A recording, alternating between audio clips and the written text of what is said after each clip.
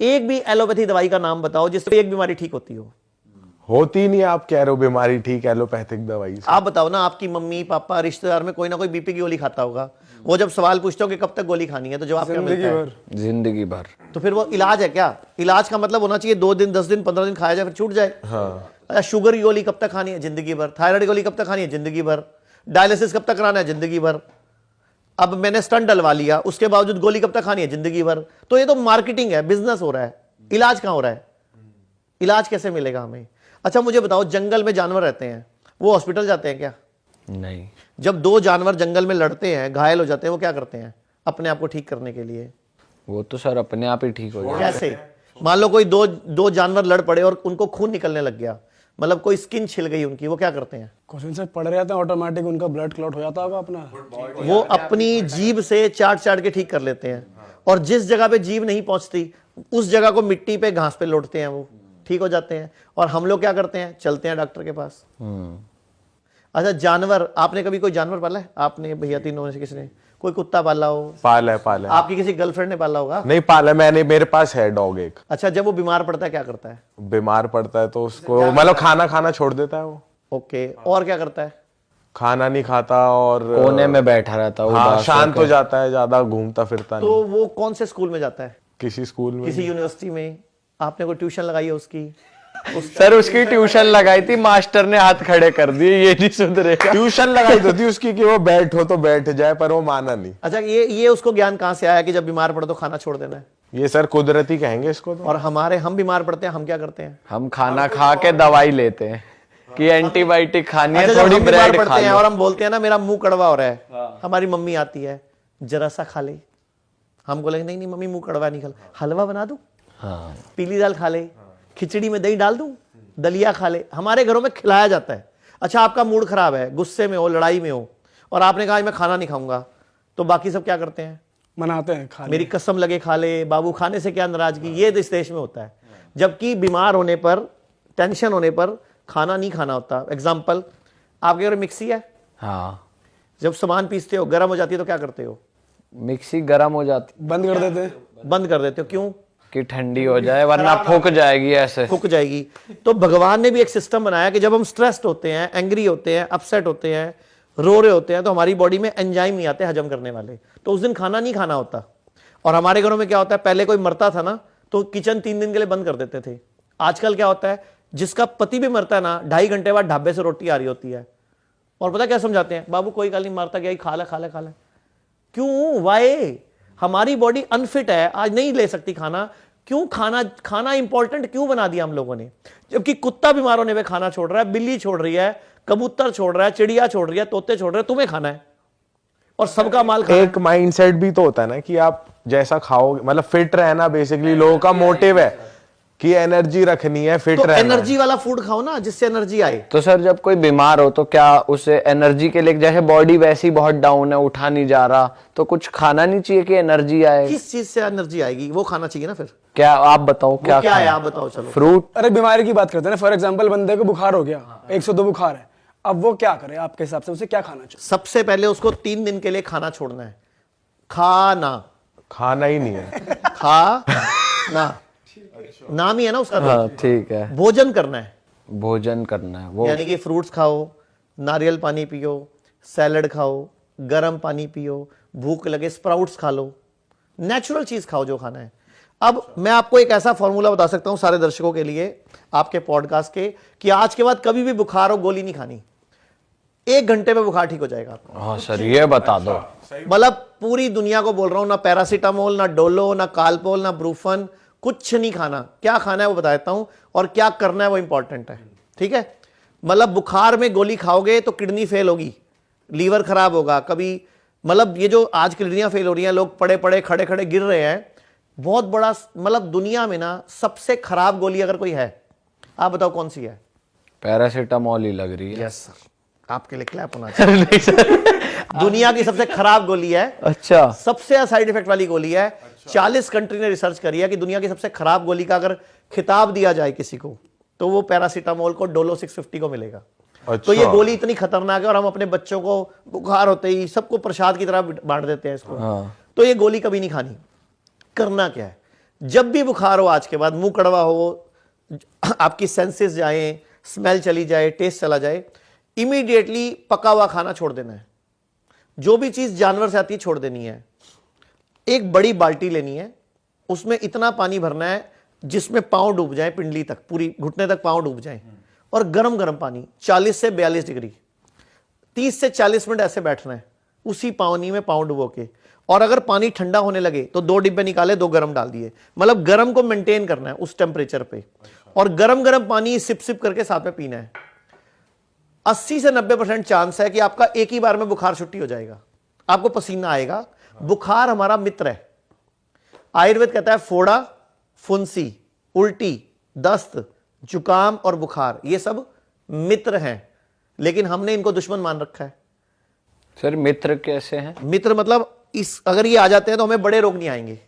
अच्छा, मतलब छोटे में आपका काम सर गया। जैसे आपके घर में इनकम टैक्स वालों ने आना था, तो आपके घर में कोई छोटा मोटा मल्ले का हवलदार आ गया बस। अच्छा। मतलब बड़ी रेड पड़नी थी तो उससे पहले छोटी रेड पड़ गई, तो वो बड़ी रेड नहीं पड़ेगी अब। मतलब बुखार नहीं भी आ रहा तो भी दिक्कत? बुखार आना जरूरी है। साल में एक बार अगर बुखार आएगा, 6 महीने में एक बार बुखार आएगा, तो आप बचे रहोगे बड़ी बीमारी से, कैंसर से, किडनी फेल से, लीवर फेल से, हार्ट प्रॉब्लम से। क्योंकि बुखार है क्या, हमारा मित्र कैसे है? बुखार में होता क्या है, हमारी बॉडी का टेम्परेचर बढ़ता है। तो वो टेम्परेचर कौन बढ़ा रहा है? कौन बढ़ा रहा है वो टेम्परेचर? अंदर की इम्बैलेंस हुई चीजें। हमारी बॉडी खुद बढ़ा रही है जानबूझ के, अपने आप को प्रोटेक्ट करने के लिए। बुखार 2 कारण से चढ़ता है। आपको आइडिया है कोई 2 कारण कौन से हैं? सर हमने तो ये सुना है अंदर कुछ इन्फेक्शन हो गया उससे। बिल्कुल सही सुना आपने। आप पूरा, आपका पॉडकास्ट सच में रियल पॉडकास्ट है ना, तो उसका नाम होना चाहिए रियल नॉलेज पॉडकास्ट। आपको सच में नॉलेज अच्छी है आप लोगों की, या तो पॉडकास्ट कर करके होगी या बाय बर्थ है। सर आपको देखा बहुत है।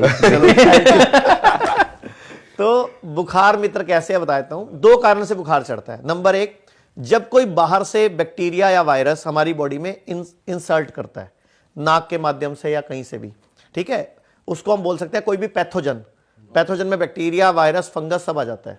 तो कुछ भी मेरी बॉडी में बाहर से आया, अब मेरी बॉडी के पास एक टूल है कि मैं अपने अंदर गर्मी करूं, टेम्परेचर बढ़ाऊं और उसको मार दूं। तो बॉडी ने खुद टेम्परेचर बढ़ाया उसको मारने के लिए, उसको न्यूट्रल करने के लिए और उसके खिलाफ एंटीबॉडी बनाने के लिए। एंटीबॉडी बाहर से कहीं से नहीं आती, एंटीबॉडी हमारी बॉडी बनाती है। मतलब हमारी बॉडी उसके खिलाफ एंटीबॉडी बनाती है कि जब तू दोबारा भी आएगा तो I have memory cells, I have enough army. हाँ, वो बॉडी उसके खिलाफ एंटीबॉडी बना के ना अपनी उसमें रख लेती है, अपनी मेमोरी में, मेमोरी सेल में, ताकि जब कभी दोबारा वो बैक्टीरिया वायरस आएगा तो बॉडी मेमोरी सेल को बोलेगी भैया वो वाला एंटीबॉडी बॉडी में एक्टिवेट कर दो, ताकि उसको खरा देगी। तो आपको इसीलिए एक बार बुखार आता है, फिर घर में सबको हो जाता है, आपको दोबारा नहीं होता। जैसे कोरोना आया था, एक बार हुआ, दोबारा नहीं हुआ उस टाइम पीरियड, क्योंकि बॉडी ने एंटीबॉडी बना ली, एंटीडोट बना ली, ऐसे मान लो। तो एक तो बुखार चढ़ता है जब बॉडी में पैथोजन आता है, बैक्टीरिया, वायरस। दूसरा बुखार कब चढ़ता है?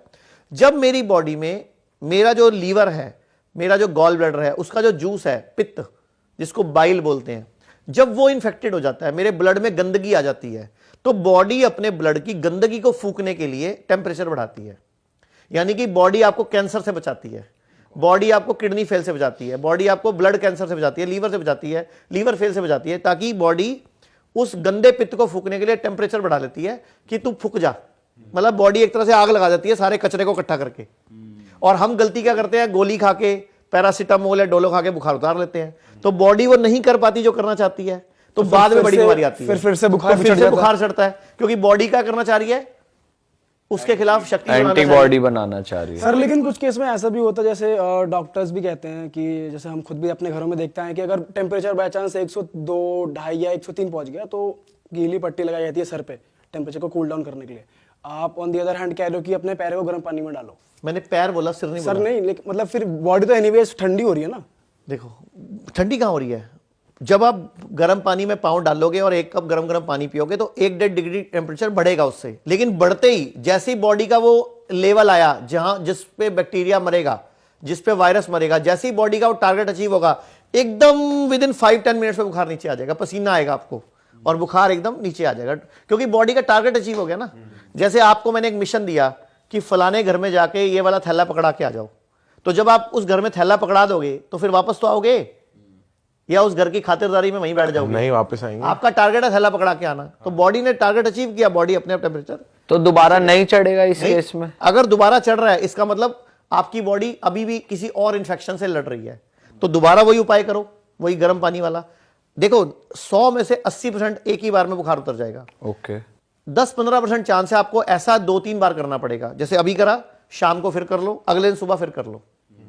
नुकसान थोड़ी है। वैसे ही मैं बोलता हूं आज को आप एक काम करना, आज के बाद कभी भी किसी को हार्ट की प्रॉब्लम हो, किसी को लीवर फेल हो, किसी को किडनी फेल हो, कोई भी बीमारी हो, आप सब ये कर लो।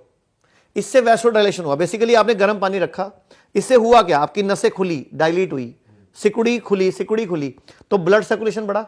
आप सबने सुनी है अकल पैरों में होती है कहावत, अकल घुटनों में होती है, लंबे आदमी की होती है, फौजियों की होती है, सुनी ऐसी बात? सर अक्सर नेगेटिवली ज्यादा यूज किया जाता है कि तेरा दिमाग तो घुटनों में है तेरे। क्यों बोलते हैं ऐसा? कई उनको डम लोगों के लिए ज्यादा यूज की जाती है कि तेरा दिमाग पिछवाड़े में है, तेरा दिमाग तो तेरे घुटनों में है, यहाँ पर यहाँ से खाली है, पैरों में दिमाग है, ऐसा। एक्चुअल में इसके पीछे साइंस क्या है? अच्छा। हमारे जो ब्रेन है, हमारी बॉडी में कितना ब्लड है? हमारी बॉडी में कितना ब्लड है? हाँ, कितना खून है टोटल? ये नहीं पता। आइडिया बताओ। ये जरूर पता, 75% लिक्विड है। नहीं, खून कितना है? कितनी क्वांटिटी में है, लीटर वाइज? हाँ, लीटर। ये नहीं पता सर, ये नहीं हमारी पता। बॉडी में 5 लीटर खून है अच्छा, लगभग। ओनली? हाँ, 5 लीटर खून है। अब 5 लीटर खून में जो सिर है, इसमें सिर्फ 150 ml होता है। ओके। एक हमारे सिर में एवरेज 150 से 170 ml होता है, ठीक है? और एक पिंडली में लगभग 250 ml होता है, तो दोनों पिंडली में कितना हो गया? 500 ml। तो सिर का 3 गुना खून कहां पड़ा है? पैरों में। पूर्वजों ने कहावत क्या बनाई? अकल कहां है? घुटनों में है। अब आई समझ? अब ये हमारा बेसिकली ये हमारा पहला हार्ट है। दूसरा हार्ट कहां है? हमारी बॉडी में कई सारे हार्ट है।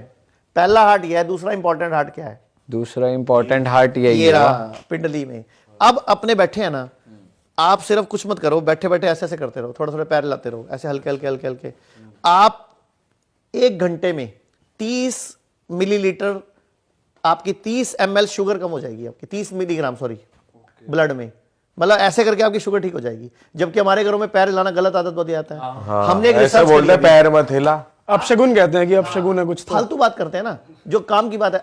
अभी हमने एक रिसर्च करी, हमने 1195 लोगों का इंटरव्यू लिया अभी जस्ट 1 महीना पहले।